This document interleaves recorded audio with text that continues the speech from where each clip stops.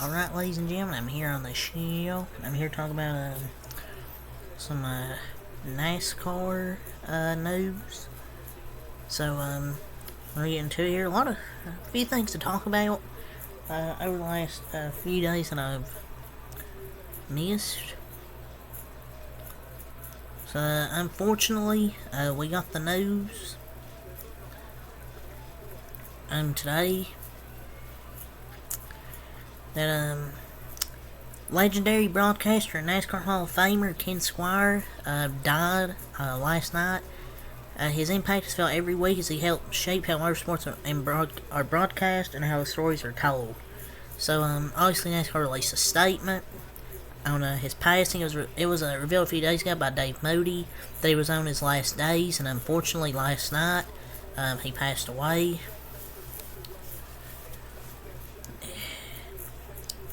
He changed NASCAR and absolutely changed NASCAR broadcasting.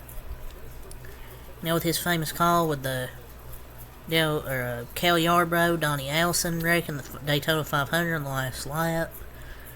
And this was a good moment too. When Dale Jarrett, Ned Jarrett, and Ken Squire were in the booth it was a race on NBC in Darlington. It was a throwback race, and they had them in the booth. That was a great moment as well from him. One of the best broadcasters ever, at least in my opinion. But what a legend. And it's just unfortunate because I knew this was probably coming, but it doesn't make it any easier to process a death.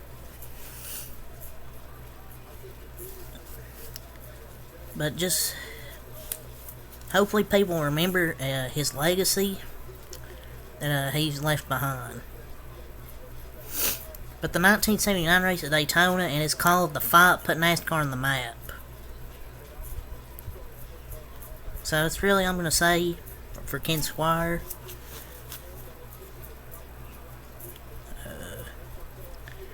So, college racing. So we transitioned from some sad news to some positive news. And the positive news is, at least from today, despite the sad news of Ken Squire, College Racing has announced, this was a rumor that Josh Williams would drive the number 11 Xfinity College car, and they announced it, they confirmed it today, that Josh Williams will drive the number 11 Xfinity car next season. Alloy Employer Services will be a sponsor. I think he deserves a top quality ride. I think it's a horrible take, and saying, oh, he's done nothing to prove he deserves that ride is kind of a... DGM isn't really that great.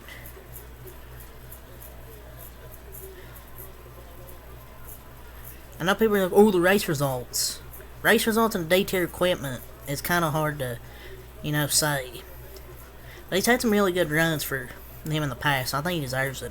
I think this is the break he needed. So hopefully he can show everyone what he can do in a good car. I'm going to keep my expectations low, but I think a win is definitely doable. And some good runs. And he's worked hard to get this opportunity. I hope people will root for him, but I'll definitely root for him in Xfinity for colleague. But so a good signing. So hopefully he can park it in victory lane this time and not just on the racetrack. But hopefully colleague will give him good equipment and not the garbage like Landon Castle had. But hopefully hopefully he can win at Atlanta, so he can recreate the walk-off as his victory celebration. That'd be cool. This is amazing news, and I will be there no matter what. Finally, it's a quality ride. Love to see it.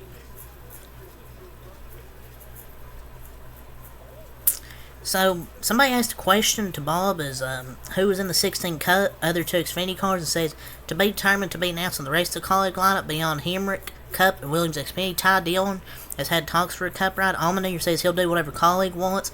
It seems Xfinity is more likely for AJ at this point, which it really isn't surprising. It's kind of been rumors for months that he'd probably likely be in Xfinity. Being a Chevy team, colleague likely one of the trackhouse options for SVG's Xfinity races.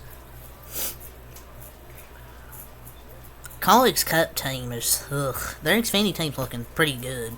The Cup team, Daniel Hemrick and Ty Dillon, I mean, yeah, they say they're trophy hunting in the Xfinity series. Definitely not in the Cup series with Daniel Hemrick and Ty Dillon. Ty Dillon over AJ and Cup is an absolute freaking crime. The Xfinity race. At Daytona in February is a sponsor. United Rentals 300. No more, it's beef. No more beef. It's what's for dinner. That's a shame. No more beef. Beef is no longer for dinner. What's for dinner? What's gonna be for dinner now? No beef, it's what's for dinner. We have some updates on the Spire stuff. Zane Smith's car number for Cup next year will be the 71 car. The crew chief will be announced at a later time. Chase Purdy and a third full-time truck with multiple drivers, as Kyle Busch has said he hopes to run 5 truck races for the organization. So there's some updates on the Spire stuff. So 71 cars back. Love to see it. First time I think since 2011. So Sanchez will still drive with the truck number 2 at Spire, and the truck Purdy's truck number is still to be determined. Wonder where Raja's going next year.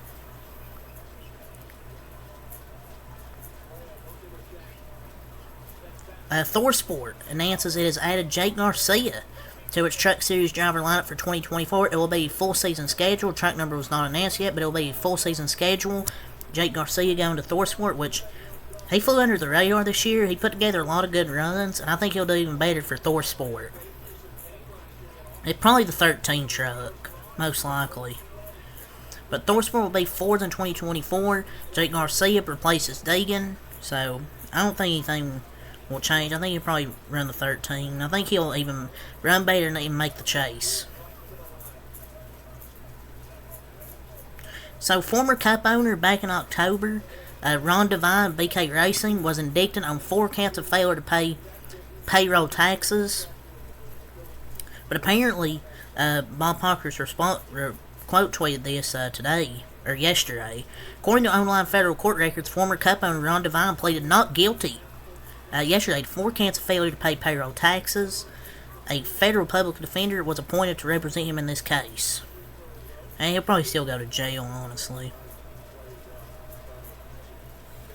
Chris Wright will run a full-time ARCA National Series season with Venturini Motorsports. Holy shit. Chris Wright is sure as shit not a title threat. I thought Billy didn't like drivers tearing up his equipment. Guess he likes money, but it doesn't matter when you have drivers tearing up the equipment. Wish someone believed as me as much as teams believe in Chris Wright. Holy hell.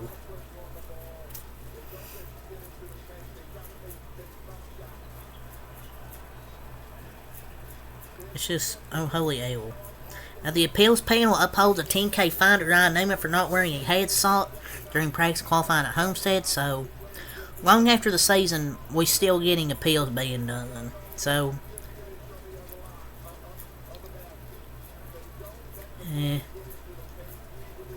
so $10,000 fines upheld. Okay. So BJ McLeod has said the team plans to run a part-time Cup schedule as an open car with super speedways and possibly road courses, and will run one car Xfinity to be determined part-time or full-time. Probably be full-time, I bet. And Anthony Alfredo will move to another organization next year already. But McLeod said he will be the driver in the attempt to make the Daytona 500 in 2024. He said they will keep the number 78 in Cup. McLeod said Matt Tift will leave the ownership group, so it will be BJ/Jessica McLeod and Joe Falk. The more open teams enter the 500, the better. So, DGM Racing announced Kyle Weatherman will race full time in its number 91 Xfinity car in 2024. Should be in better equipment, but I'll take it. A previous concert for Cup Racing Coda in March, country music artist Riley Green. I swear he's been in so many concerts.